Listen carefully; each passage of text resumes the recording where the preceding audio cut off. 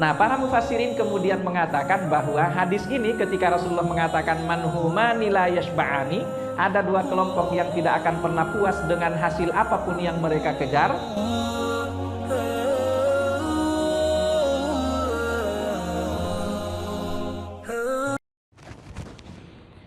Bismillahirrahmanirrahim. Assalamualaikum warahmatullahi wabarakatuh. Alhamdulillahi ala na'ma'ih wa syukru lahu ala ala'ih, thumma assalatu wassalamu ala ashrafi anbiya'ih wa ala afdali awliya'ih wa ala al-ali wal ashabi wa ala sairil multazimina min atba'ih. Asyhadu an la ilaha illallah wahdahu la syarikalah wa asyhadu anna nabiyyana Muhammadan abduhu wa rasuluhu allazi la nabiyya ba'dah. Fa innahu qad addal amanah wa ballaghar risalah wa nasahal ummah wa jahada fi sabilihi haqqa jihadih hatta tarakana 'alal mahajjatil bayda lailuha kanahariha la yazighu anha illa halik. Allahumma 'allimna bima yanfa'una wanfa'na bima 'allamtana wa zidna ilma. Allahumma inna nas'aluka ilman nafi'a wa rizqan thayyiba wa amalan shalihan mutaqabbala. Allahumma amin. Semoga kehadiran kita di tempat ini senantiasa dicatat oleh Allah sebagai sebuah semangat pembuktian bahwa kita seorang mukmin yang sejati. Amin ya rabbal alamin. Ini patut kita banggakan juga jumlah yang hadir di setiap pengajian di sini ini. Ini luar biasa dibandingkan masjid-masjid yang lain. Bahkan kalau kita lihat dalam sejarah, kita akan temukan sebetulnya ulama-ulama besar yang sekarang kita kenal luar biasa itu rata-rata muridnya kalau intens begini pengajiannya itu pada dikit-dikit. Syekh Soleh Al-Fauzan misalnya ya, itu muridnya tidak nyampe 10 orang, diajarin sampai lebih dari 10 tahun. Tapi dalam satu kelompok ya, cuman kan banyak yang diajarin oleh dia kan. Tapi yang jelas bahwasannya kalau misalnya tiba-tiba mungkin kita ingin ngadain pengajian di kantor atau di mana, kok dikit yang ikut ya. Udah tabiatnya kayak gitu memang. Sudah seperti itu. Nabi Nuh itu dakwahnya 950 tahun. Tapi pengikutnya 40 orang. 950 tahun dakwahnya, yang ikut 40 orang. Bisa dibayangkan itu ya. Nah ini kalau kita, apalagi yang dakwahnya lewat YouTube, alhamdulillah dalam 2 tahun bisa sampai 1500 subscriber kan. Misalnya itu salah satu di antara contoh. Jadi patut kita syukuri kalau ada seperti ini. Kita akan lanjut. Jadi di pertemuan sebelumnya kita sudah bahas sampai ayat yang kelima ya. InsyaAllah malam ini kita lanjutkan ke ayat yang ke-6. Jadi sebetulnya secara garis besarnya dari ayat yang pertama sampai ayat yang kelima itu juga Allah menjelaskan tentang nikmat Allah yang luar biasa. Ketika manusia itu diajari oleh Allah ilmu. Bisa kita bayangkan karena begini ya, ada di antara kita yang memang gak sekolah. Tapi kan seiring perjalanannya dalam kehidupannya, sebetulnya itu adalah proses pembelajaran. Sekolah apa enggak sekolah sama aja. Meskipun memang kalau melalui bangku pendidikan itu jauh lebih efektif, pasti itu ya. Tapi kan kita punya istilah apa namanya ya, semakin dewasa semakin mateng. Ya, tapi bukan tua-tua keladi. Makin tua makin jadi, itu beda lagi urusannya kalau itu. Nah intinya bahwa makanya kalau kita lihat meskipun ada orang yang secara kapasitas keilmuan sebetulnya sekolahnya tinggi, tapi usianya masih muda, itu biasanya masih jauh pengalamannya dibandingkan yang gak sekolah tapi lebih tua. Biasanya kayak gitu. Nah jadi sebetulnya hidup manusia itu adalah proses pembelajaran. Jadi meskipun kita gak sekolah, dengan apa yang kita alami kita jadi tahu. Makanya ada pepatah Arab yang mengatakan man lam yazuk lam ya'rif. Orang yang belum pernah mengalami, belum pernah merasakan satu hal, dia nggak akan paham. Makanya banyak di antara orang yang punya ilmu, ya sebatas pengetahuan, tapi prakteknya belum tentu iya. Sama seperti misalnya, mohon maaf kalau kita sebut nama misalnya ya, kayak Imam An-Nawawi misalnya ya. Itu kan ilmunya luar biasa ya. Ilmunya luar biasa. Imam An-Nawawi itu salah satu di antara ulama besar umat ini. Tapi kan dia nggak menikah. Jadi kalaupun misalnya tiba-tiba ada satu hal yang berbicara tentang kehidupan keluarga dan dia ikut berbicara tentang itu cuma sebatas ilmu pengetahuan saja. Tapi tentunya yang mengalami itu pengalamannya lebih banyak dibandingkan daripada yang tidak mengalami, cuma sekedar mempelajari saja. Jadi jangan lupakan juga pengamalannya. Nah, makanya sekali lagi pepatah Arab mengatakan man lam yadzuq lam ya'rif. Orang yang belum merasakan, yang belum mengalami, belum pernah menjalani, lam ya'rif, dia tidak akan mengetahui hakikat sesuatu itu. Nah, maka sekali lagi saya akan kembali ke ayat ini. Pada dasarnya dari ayat 1 sampai ayat yang kelima ini menunjukkan tentang nikmat Allah, di mana manusia itu hidup sebetulnya mereka sekaligus menjalani proses pembelajaran. Dan yang ngajarin mereka siapa? Ya Allah Subhanahu wa ta'ala. Allamal insana malam ya'lam. Nah, ini semua nikmat dan karunia Allah. Di ayat yang ke-6 ini kemudian meskipun kita sudah pernah jelaskan ya bahwa kelompok ayat 1 sampai ayat 5 ini turunnya paling pertama. Lalu kemudian ayat yang berikutnya sampai terakhir, ayat yang ke-6 sampai terakhir ini turun berikutnya. Jadi tidak satu kali diturunkan oleh Allah Subhanahu wa ta'ala. Nah, di ayat ini lalu Allah katakan kalla innal insana layatgha. Kalla itu sebetulnya kalau secara bahasa itu artinya adalah sekali-kali tidak. Sekali-kali tidak. Jadi bantahan yang luar biasa. Tapi kemudian para mufassirin mengatakan bahwa makna daripada kata kalla di dalam ayat ini artinya hakpan, pasti, benar-benar.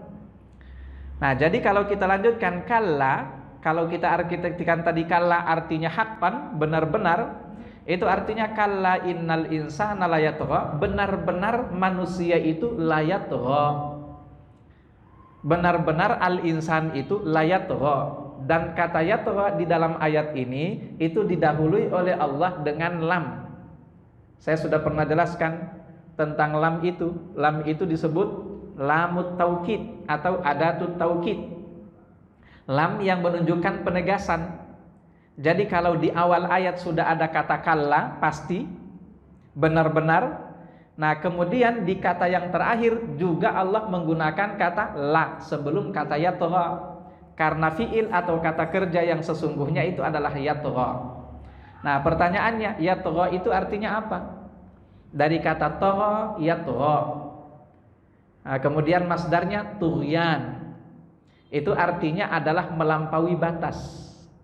Melampaui batas itu artinya kalau bahasa anak sekarang sekali lagi lebay. Jadi melampaui batas. Jadi kalau lagi kesal banget. Kalau lagi sedih, sedih banget, itu ya. Kalau lagi senang, senang banget. Jadi suka melampaui batas manusia itu. Kalau lagi sakit hati sama orang, sakit hati banget. Nah, itu namanya layatgha. Nah, selanjutnya sebelum kita jelaskan lagi kata yatgha ini, kita akan kembali ke kosakata yang kedua. Inna al-insana. Mohon maaf, kosakata yang ketiga ya. Al-insan. Al-insan ini itu disebut sebagai ismu jins. Ismu jins itu artinya kosakata yang menunjukkan bangsa. Makanya sering digandengkan kata al-insan itu dengan kata al-jin. Ada al-ins, ada al-jin. Jadi ada al-jin, ada al-ins. Dua-duanya itu adalah ismu jinsin, nama jenis, nama bangsa. Nah, maka kalau Allah menggunakan kata al-insan di dalam Al-Quran itu menunjukkan bangsa manusia. Jadi kalau Allah ingin jelaskan di sini bahwa sesungguhnya manusia itu melampaui batas, itu artinya semua manusia melampaui batas. Tapi itu sifat dasarnya. Sifat dasar manusia itu melampaui batas. Kalau bodoh, bodoh sekali. Kira-kira gitu ya, bodoh sekali. Suuzon sekali, kesel sekali, itu melampaui batas namanya. Pelit sekali. Sifat-sifat dasar seperti ini itu melampaui batas. Ini hukum dasarnya. Dan ini makna yang pertama, bahwa sesungguhnya manusia secara keseluruhan itu melampaui batas dari segala sisi terkait dengan hal-hal yang negatif atau yang buruk. Lalu selanjutnya kata al-insan berikutnya itu lebih dikhususkan lagi oleh sebagian ahli tafsir. Mereka mengatakan bahwa yang dimaksud dengan al-insan di sini adalah Abu Jahal. Yang dimaksud dengan al-insan adalah Abu Jahal. Meskipun pendapat ini memang diangkat oleh banyak ahli tafsir, tapi ingat sekali lagi, memaknai kata al-insan sebagai bangsa manusia itu jauh lebih tepat dibandingkan daripada mengkhususkan kata al-insan itu hanya untuk Abu Jahal. Mudah-mudahan bisa dipahami ya. Tapi nggak salah tentu kalau yang dimaksud adalah Abu Jahal. Jadi innal insana layatgha, sesungguhnya manusia itu pasti tagha, melampaui batas. Nah, pertanyaannya, melampaui batas itu terus-terusan apa enggak? Sifat dasarnya iya. Tapi apakah terus-terusan dia kayak gitu? Dijelaskan di ayat yang berikutnya. Kapan manusia itu biasanya melampaui batas? Ar-ra'ahu staghna. Manusia itu biasanya melampaui batas an-ra'ahu, ketika dia melihat dirinya istaghna, merasa cukup. Ya, kalau dia lagi merasa cukup nih istaghna, melampaui batas, saya nggak butuh sama Allah. Lagi kaya raya, saya nggak butuh sama Anda. Lagi sehat, saya nggak butuh sama Anda. Lagi apa lagi minat, intinya lagi dalam keadaan benar-benar berkelapangan, maka dia akan melampaui batas. Dia tidak akan merasa butuh dengan Allah Subhanahu wa taala. Bahkan banyak di antara kita yang sampai kemudian tidak pernah berdoa. Ini mohon maaf sekali saya sedikit menyinggung tentang persoalan, tetapi saya nggak ingin bahas tentang bid'ahnya ya, itu urusan Anda masing-masing. Karena capek bahas tentang itu. Saya cuma ingin mengatakan gini. Terkadang memang kita suka punya prinsip, habis sholat itu kan Nabi nggak pernah berdoa. Misalnya contoh ya, habis sholat itu Nabi kan nggak pernah berdoa. Oke, kalau misalnya kita ambil seperti itu. Tapi pertanyaannya, kira-kira Anda bisa menjamin diri Anda kalau tidak doa setelah sholat masih doa nggak di kesempatan yang lain? Itu aja sebetulnya pertanyaan saya. Ingat sekali lagi, saya tidak ingin mempersoalkan tentang doa setelah sholat itu bid'ah apa bukan. Itu terserah Anda itu. Cuman saya ingin katakan tadi itu, Anda tidak berdoa atau kebanyakan justru di antara kita ketika kita punya prinsip seperti ini, justru itu berefek pada akhirnya kita tidak melakoni ibadah itu. Akhirnya kita nggak berdoa. Pertanyaannya, kalau kita nggak berdoa, ada resikonya nggak kira-kira? Oh, resikonya luar biasa. Resikonya berat itu. Bahkan Allah Subhanahu wa taala katakan, orang yang nggak pernah berdoa itu orang sombong. Ya, di dalam ayat, sambil kita carikan ya. Allah Subhanahu wa taala berfirman, "Ud'uuni astajib lakum." Ud'uuni astajib lakum. Surah Ghafir atau surah Mukmin. Surah Al-Mu'min ayat 60. Kata Allah di sana, "Wa qala rabbukum ud'uuni astajib lakum." Tuhanmu itu berfirman, "Ud'uuni, berdoalah kepadaku, mintalah sebanyak-banyaknya. Astajib lakum, niscaya aku akan penuhi permintaanmu." Lalu Allah lanjutkan masih di ayat yang sama. Ini tidak berbeda loh ayatnya, masih di ayat yang sama. Di ayat yang sama Allah lanjutkan, "Innalladzina yastakbiruna an ibadati." Sesungguhnya orang-orang yang yastakbiruna, takabur. Orang-orang yang sombong an ibadati, dari ibadah kepadaku. Kenapa tiba-tiba di awal ayat disuruh berdoa? Di sambungan ayatnya masih di ayat yang sama Allah katakan innalladzina yastakbiruna an ibadati. Para ulama mufassirin menjelaskan itu artinya orang yang enggak mau berdoa takabur. Orang yang enggak mau berdoa itu adalah orang yang sombong. Ya, makanya di dalam hadisnya Rasulullah juga mengatakan, di dalam hadisnya beliau mengatakan orang yang tidak meminta kepada Allah Subhanahu wa taala yaghdab alaihi, Allah akan murka kepada orang itu. Makanya terkadang kita suka mikir kayak tadi itu. Mohon maaf, suka mikir kayak tadi. Doa setelah salat kan itu bid'ah misalnya. Oke, enggak masalah kalau Anda punya prinsip kayak gitu. Tapi pertanyaannya, kira-kira habis itu Anda doa enggak? Jangan sampai risikonya malah lebih berat. Nah, ini yang ingin saya katakan. Jadi, makanya sekali lagi di awal-awal daripada surat ini kita diperintahkan beragama itu pakai akal, beragama itu pakai logika, beragama itu pakai iqra. Karena kita sebetulnya tidak hanya sekedar menerima apa adanya, tapi kita juga dikasih perangkat oleh Allah yang namanya akal. Dan kemudian salah satu di antara tradisi para nabi, para rasul itu adalah mikir. Di antara tradisi mereka, orang yang beragama nggak pakai mikir, itu nggak bagus agamanya, itu kira-kira gitu ya. Allahu a'lam bishawab. Nah, saya akan kembali kepada tadi. Saat kita merasa tidak butuh, nggak doa. Ya, saat kita merasa ini saya lagi baik-baik saja, nggak doa. Itu namanya termasuk bagian daripada layat toho. Termasuk bagian daripada orang yang melampaui batas. Kenapa? Karena dia merasa aman, tidak butuh akan Allah. Padahal setiap saat 24 jam dalam hidupnya tidak akan pernah dia terlepas kaitannya atau hubungannya akan kebutuhan dia kepada Allah Subhanahu wa ta'ala. Tetap butuh kita. Entah itu kita minta sehat, minta untuk tetap diberikan istiqomah, minta untuk tetap misalnya diawetkan keimanan kita, atau bahkan ditingkatkan keimanan kita, harus terus berdoa. Nah, kira-kira seperti itu ya. Jadi pada saat mereka merasa butuh, kalau dari sisi kekayaan, lagi kaya nggak merasa butuh dengan Allah, lagi sehat nggak merasa butuh dengan Allah, lagi enak hidupnya nggak merasa butuh dengan Allah, lagi kemudian misalnya lagi nggak ada masalah ini, misalnya ya, lagi nggak ada masalah, nggak merasa butuh dengan Allah. Itu sifat manusia. Nah, dan ini adalah sebuah sifat yang tidak disukai oleh Allah Subhanahu wa ta'ala. Maka sekali lagi ingat, terus berdoa, terus merasa bahwa kita selalu tidak pernah lepas ketergantungan kita dengan Allah Subhanahu wa ta'ala setiap saat di dalam kehidupan kita. Kalla innal insana layatgha ar-ra'ahu istaghna. Lalu kemudian yang selanjutnya, ada di antara mufassirin yang mengkhususkan kata istaghna ini dengan kata kekayaan, dengan atau dalam artian kaya. Para pengejar kekayaan dunia, para pengejar harta. Nah, kemudian Rasulullah Shallallahu Alaihi Wasallam menjelaskan tentang orang-orang kaya gini.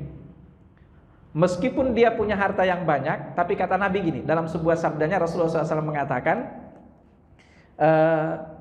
Bismillahirrahmanirrahim, manhumani, ini kata Nabi ya, manhumani la yashba'ani. Ada dua kelompok manusia, manhumani la yashba'ani. Ada dua kelompok manusia yang tidak akan pernah puas dengan apa yang mereka kejar. Diingat-ingat nih. Ada dua kelompok manusia yang tidak akan pernah puas dengan apa yang mereka kejar. Pertama, kata Rasulullah, talibu ilmin. Yang pertama adalah orang yang mengejar ilmu, para penuntut ilmu. Lalu yang kedua, kata Rasulullah, talibud dunya, para penuntut dunia, para pengejar kekayaan dunia. Tapi ada bedanya antara dua ini. Yang satu dimurkai oleh Allah, yang satu diridhoi oleh Allah. Yang satu menjadikan seseorang tidak pernah kenyang, tapi terus mendekatkan dirinya kepada Allah dan menjadi lebih takut kepada Allah Subhanahu wa ta'ala. Sementara yang satu juga tidak pernah kenyang, tapi justru menjadikan dia semakin jauh dari Allah dan tidak takut kepada Allah Subhanahu wa ta'ala. Nah, para mufassirin kemudian mengatakan bahwa hadis ini ketika Rasulullah mengatakan manhumani la yashba'ani, ada dua kelompok yang tidak akan pernah puas dengan hasil apapun yang mereka kejar.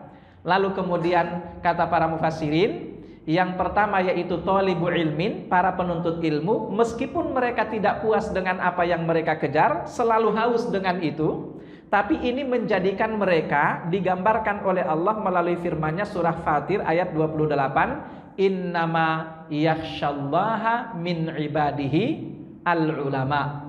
Sesungguhnya orang yang takut kepada Allah Subhanahu wa ta'ala di antara hamba-hambanya adalah siapa? Al-ulama, orang yang punya ilmu. Jadi artinya meskipun Anda tidak pernah kenyang dalam mengejar ilmu, tapi setidaknya itu diridhoi oleh Allah, dan ujung-ujungnya akan membuat Anda semakin semakin dalam Anda mengejar ilmunya, semakin intens, semakin luar biasa Anda mengejar ilmu, itu semakin membuat Anda makin takut kepada Allah Subhanahu wa ta'ala. Sementara sebaliknya dengan thalibud dunia, orang yang mengejar dunia nggak akan pernah kenyang, dimurkai oleh Allah Subhanahu wa ta'ala, tapi semakin dia memperoleh dunia yang dia kejar, semakin menjadikan dia yatgha, semakin menjadikan dia melampaui batas. Itu perbedaan dua kelompok yang dikatakan oleh Rasulullah SAW yang ada di antara manusia. Mudah-mudahan kita termasuk bagian daripada yang pertama ya, thalibu ilm. Tapi kalau misalnya masih belum haus juga misalnya, itu berarti ada indikasi bahwa Anda belum termasuk bagian dari thalibu ilm. Orang kalau sudah sudah menikmati proses menuntut ilmu, ini nggak akan pernah kenyang itu. Ini ada satu kisah terjadi di zaman salafus soleh. Ada seorang ulama namanya Abu Bakar Al-Ambari. Abu Bakar Al-Ambari ini luar biasa cintanya terhadap ilmu. Sebetulnya sebelum kita ceritakan Abu Bakar Al-Ambari ini, ya kita kembali lagi kepada tadi itu Imam An-Nawawi. Imam An-Nawawi itu nggak menikah, usianya meninggal dunia 40 tahun. Nggak menikah itu. Pertanyaannya, kok nggak menikah? Nah, jawabannya karena dia terlalu haus dengan ilmu. Dan dia sudah menikmati ilmu. Haus dengan ilmu, menikmati ilmu, dikejar itu terus sehingga dia lupa dengan dunia. Apakah ini menjadikan dia kemudian berdosa dan salah? Tidak, karena dia diridhoi oleh Allah dengan menuntut ilmu itu. Ya, meskipun dia mengabaikan memang hal yang lain, ibadah yang lain yaitu menikah, tapi setidaknya dia diridhoi oleh Allah dengan itu. Nah, ini ada satu kisah. Jadi diriwayatkan bahwa ada seorang penuntut ilmu yang luar biasa cintanya sama ilmu, namanya Abu Bakar Al-Ambari. Suatu waktu Abu Bakar Al-Ambari ini sebagai penghargaan orang-orang terhadap dirinya, karena dia selain mempelajari ilmu juga dia mengajarkan ilmu itu kepada orang-orang. Suatu waktu kemudian dia diberi hadiah seorang budak wanita yang cantik luar biasa. Ini budak tapi cantik luar biasa. Bisa dibayangkan bapak-bapak, bukan ibu-ibu, bapak-bapak. Bisa dibayangkan seorang budak. Jadi nggak perlu dinikahi, nggak perlu pakai akad, nggak pakai lagi itu ridho orang tuanya. Melamar diterima apa enggak, pokoknya itu milik Anda lah. Milik Anda itu namanya budak itu. Nah, dia dihadiahi seorang budak wanita cantik luar biasa. Ini wanita ini kalau kira-kira kita yang lihat bapak-bapak, itu jidatnya licin. Ya pokoknya menggoda lah. Jadi cantik luar biasa. Nah, suatu hari selesai dihadiahkan kepada beliau budak ini. Namanya budak kan bebas di dalam rumahnya kan. Bebas di dalam rumahnya. Ini di rumahnya Abu Bakar Al-Ambari itu ada satu ruangan. Tempat dia memang khusus untuk belajar. Khusus untuk mengkaji ilmu. Nah, suatu hari dia lagi ada di ruangannya itu. Tapi namanya juga budak.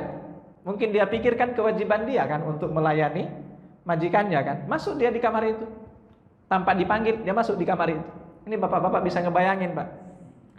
Jadi di dalam kamar ya, ini bukan sama siapa-siapa loh, budak sendiri. Tuh. Dan belum pernah disentuh oleh Abu Bakar Al-Ambari. Artinya Anda bisa bayangkan kalau budak Anda itu cantik luar biasa dan belum pernah Anda sentuh kan? Kayak gimana itu kira-kira daya tariknya? Biasanya kita itu kan lebih tertarik sama yang belum kita miliki dibandingkan apa yang sudah kita miliki. Jujur Pak, Ibu ya. Kira-kira begitu. Nah, ini belum pernah sama sekali. Baru habis dihadiahin kepada dia. Masuklah budak itu ke kamar Abu Bakar atau ruangan Abu Bakar Al-Ambari. Tentu sebagai seorang laki-laki tertarik dong. Tertarik, dia terpengaruh, konsentrasinya buyar.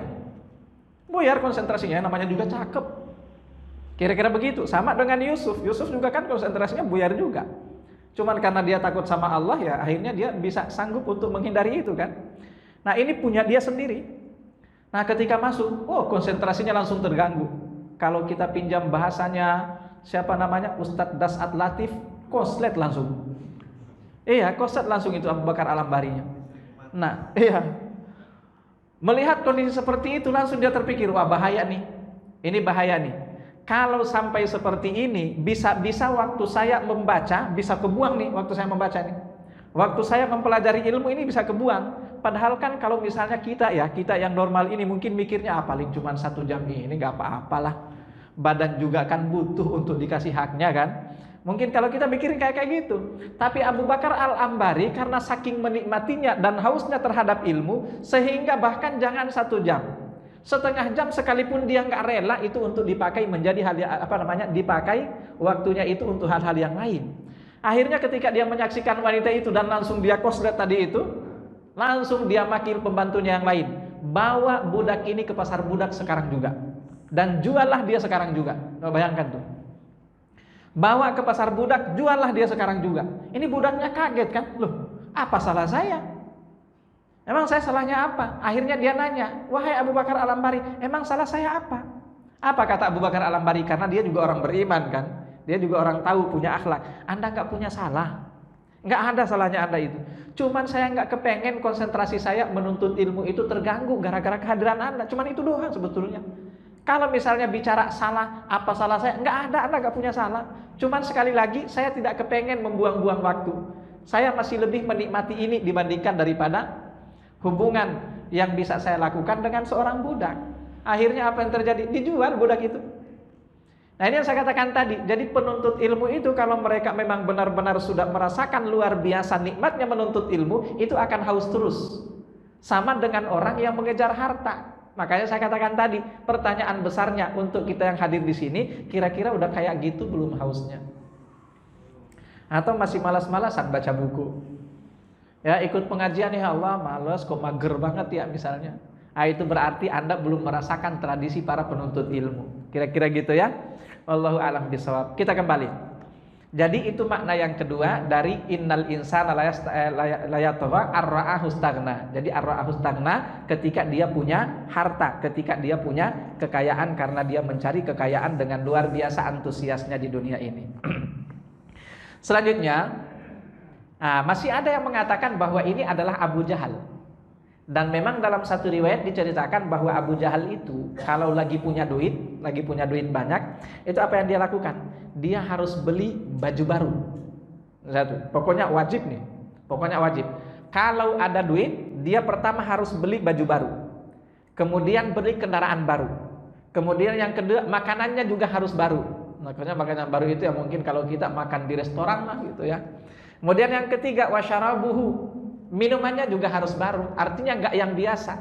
Ini yang dilakukan oleh Abu Jahal setiap kali dia mendapatkan harta atau kekayaan. Lalu kemudian para mufassirin mengatakan, dan itulah yang dimaksud dengan al-insan la yatgha. Pertanyaannya, boleh apa enggak kira-kira kita kayak gitu? Kira-kira boleh apa enggak? Nah, kalau pertanyaannya boleh apa enggak, jawabannya boleh-boleh saja selama hak orang lain sudah Anda keluarkan. Ini Abu Jahal digambarkan seperti itu sebagai la yatgha karena dia membeli kendaraan baru, membeli baju baru, makanan baru, sementara apa yang menjadi hak orang lain belum ditunaikan sama dia. Itu satu. Lalu yang kedua, dia tidak merasa butuh dengan Allah Subhanahu wa taala.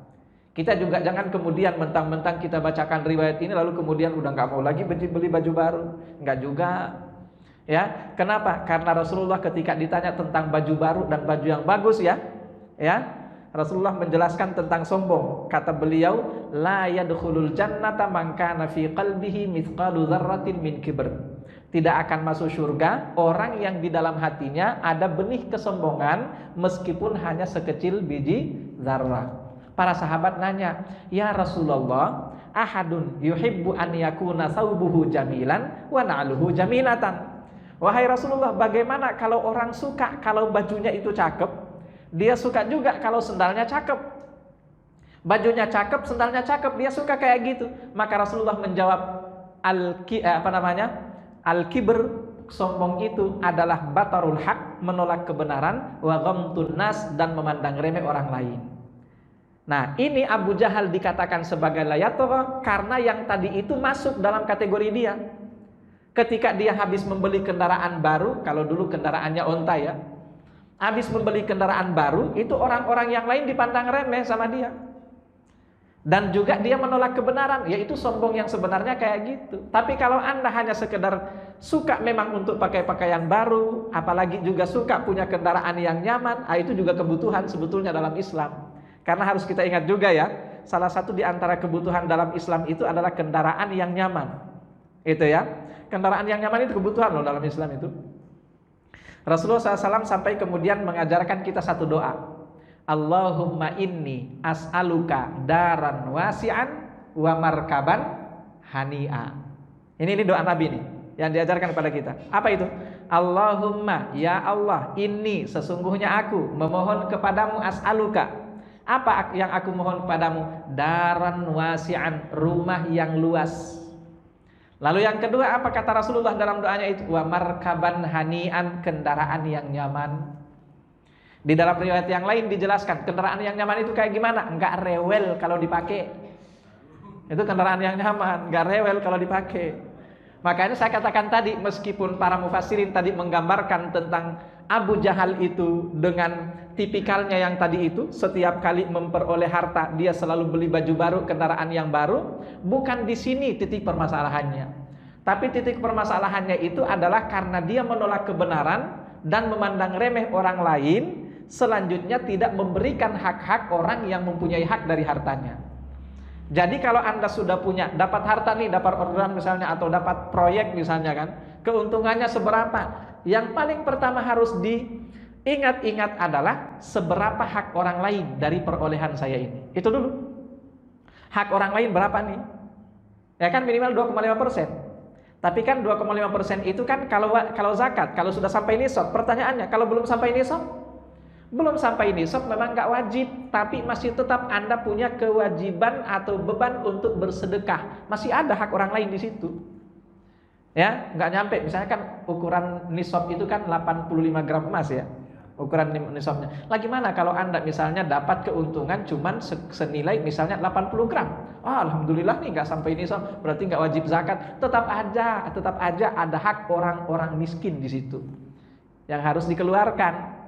Nah, ketika Anda sudah mengeluarkan itu, lalu kemudian Anda terpikir, mungkin saatnya juga saya beli baju baru nih. Nggak masalah, yang penting jangan baju baru Anda itu membuat Anda memandang remeh orang lain. Wah, bajunya nggak branded misalnya. Lihat nih, kita bajunya nih branded nih, mereknya apa nih misalnya kan. Gitu, jangan kayak gitu, itu namanya sombong. Tapi selama tidak hal-hal yang dilarang itu tidak Anda punyai, maka begini-begini itu tetap boleh, ya. Wallahu a'lam bishawab.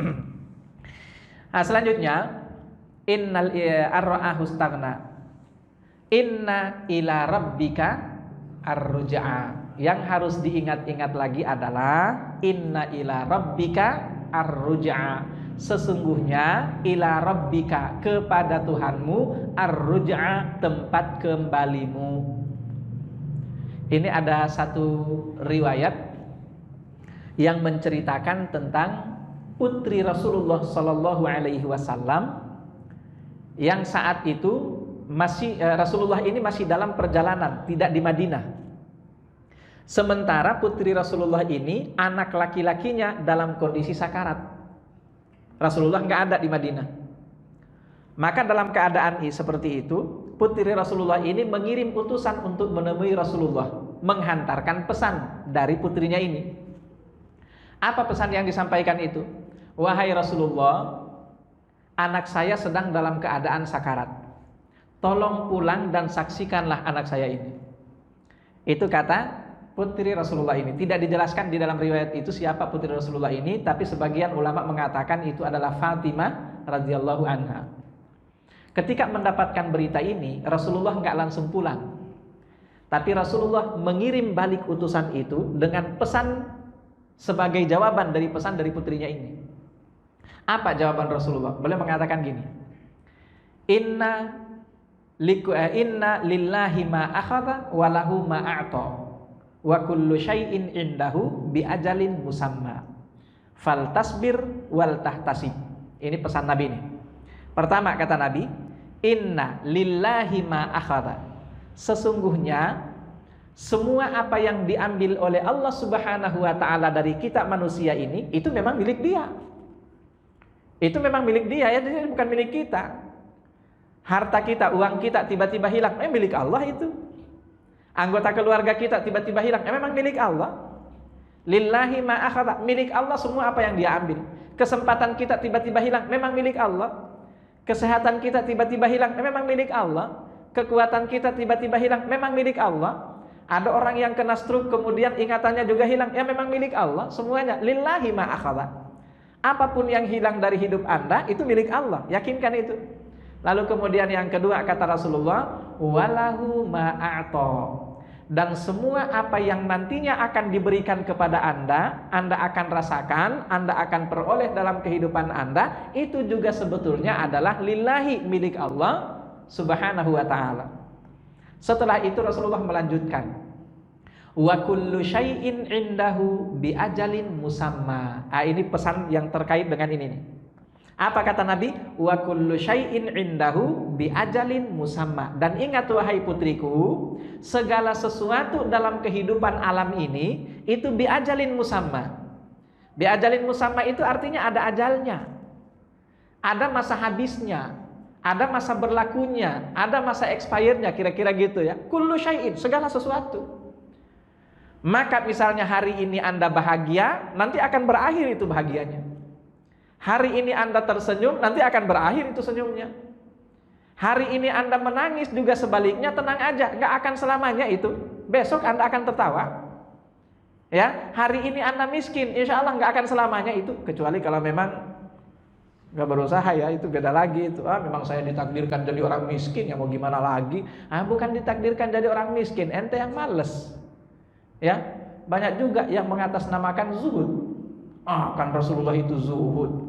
Rasulullah itu kan sampai saking gak dapat makanan, perutnya diganjel dengan batu misalnya kan. Bajunya juga Rasulullah ditampal-tampal sendiri oleh beliau kan. Banyak yang menggunakan dalih zuhud, padahal sebetulnya dia bukan zuhud tapi miskin. Iya, zuhud dengan miskin itu beda Pak. Zuhud itu pasca dunia. Kalau miskin itu ya memang belum merasakan dunia, itu miskin namanya.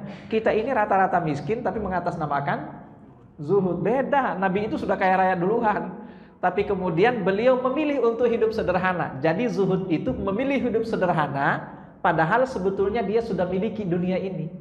Itu zuhud namanya. Kalau miskin itu ya karena terpaksa, mau gimana lagi. Ya, bahasa ininya kismin katanya. Atau kalau enggak madesu, masa depan suram misalnya gitu ya. Ya, jadi ingat, Anda miskin misalnya, Anda pas-pasan hari ini, tenang, itu biajalin musamma. Itu nggak akan lama, nggak akan seterusnya. Karena apa? Dunia ini nggak ada yang abada. Dunia ini nggak ada yang abadi. Dunia ini fana. Jadi semuanya biajalin musamma. Termasuk diantaranya Anda mungkin bersahabat setia dengan seseorang. Anda bersahabat setia, insya Allah nggak akan selamanya itu. Nggak akan selamanya. Biajalin musamma pasti.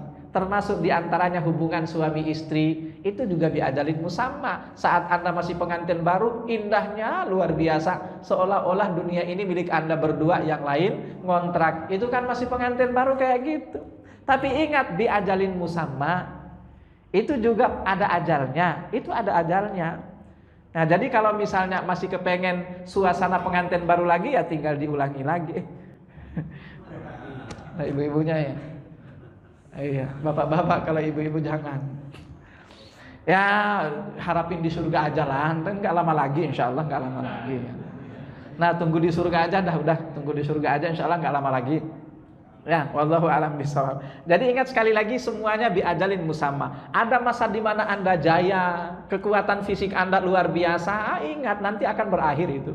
Nanti akan berakhir. Betapa banyak orang yang sudah pernah menghuni bumi ini dan kekuatan serta kezalimannya luar biasa. Pertanyaannya, di mana mereka hari ini? Biajalin musamma. Kalau kita paham tentang hal ini sebetulnya, maka pada saat kita diberi sesuatu kenikmatan oleh Allah, kita akan tahu ini akan berakhir nih.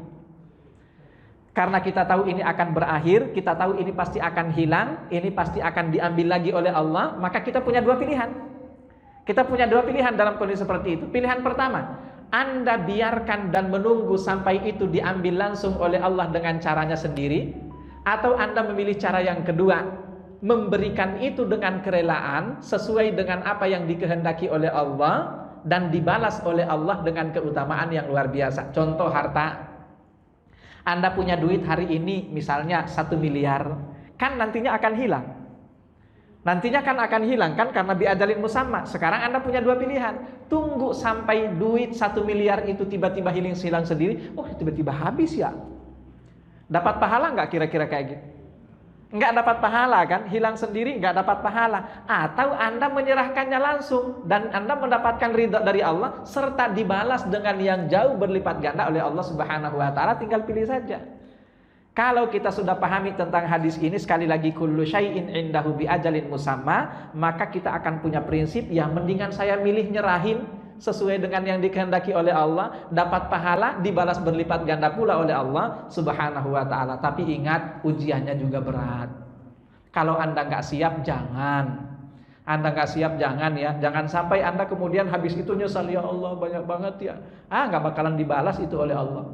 Makanya kalau mental Anda masih belum siap, dilarang kayak gitu tuh oleh Allah dalam surah Al-Isra.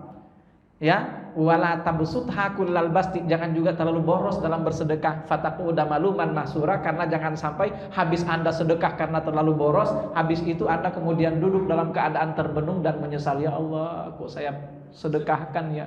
Jangan kalau nggak siap, dilarang oleh Allah. Kira-kira gitu ya. Kita kembali. Nah, sekarang pertanyaannya, apa kaitannya dengan ayat ini? Inna ila rabbika ar-ruj'a. Kaitannya adalah bahwa kepada Tuhanmu semuanya tempat kembali. Jadi apapun yang pernah hidup di alam ini dari ciptaan Allah, semua akan kembali ke sana. Anda sendiri sebagai manusia akan kembali ke sana. Kekuatan Anda yang pernah Anda punyai, semua akan kembali ke sana. Harta Anda yang pernah lewat dititipkan oleh Allah kepada Anda, semua akan kembali ke sana. Nyawa Anda semua akan kembali ke sana. Anak sebagai titipan semua akan kembali ke sana. Keluarga sebagai titipan semuanya akan kembali ke sana. Ya, karena kata Allah inna ila rabbika ar-ruj'a. Jadi tidak kita maknai ar-ruj'a di sini adalah tempat kembali kita manusia saja, tidak. Semua apa yang kita punya nanti akan kembali ke sana. Jadi kalau kita paham bahwa semuanya akan kembali ke sana, yang mendingan kita serahkan itu kembali kepada Allah dengan cara yang diridhoi oleh Allah Subhanahu wa ta'ala. Dan semua tuntunannya sudah ada, baik melalui Al-Quran maupun melalui hadis-hadis Rasulullah Sallallahu alaihi wa alihi wasallam. Mudah-mudahan kita senantiasa paham tentang hal ini, sehingga kemudian insya Allah kita bisa semakin gampang, semakin ringan untuk berkorban, ya, sesuai dengan apa yang diinginkan oleh Allah Subhanahu wa ta'ala. Inna ila rabbika ar-ruj'a. Selanjutnya berapa menit lagi, Ustaz? 1 menit lagi. Oh ya, cukup. Kalau gitu ya, cukup ya. Nanti kita akan masuk ke ayat berikutnya, aro'aita aro'aita. Ini nanti akan masuk ke aro'aita aro'aita ya. Nah, langsung pas. Ada pertanyaan sebelum kita cukupkan? Silakan kalau ada pertanyaan. Tidak ada. Pas. Paham semua berarti ini, alhamdulillah. Ya. Baik, kalau tidak ada ya kita cukupkan dan sama-sama baca hamdalah. Alhamdulillahirabbil alamin. Doa kafaratul majelis. Subhanakallahumma bihamdika asyhadu an la ilaha illa anta astaghfiruka wa atubu ilaik. Assalamualaikum warahmatullahi wabarakatuh.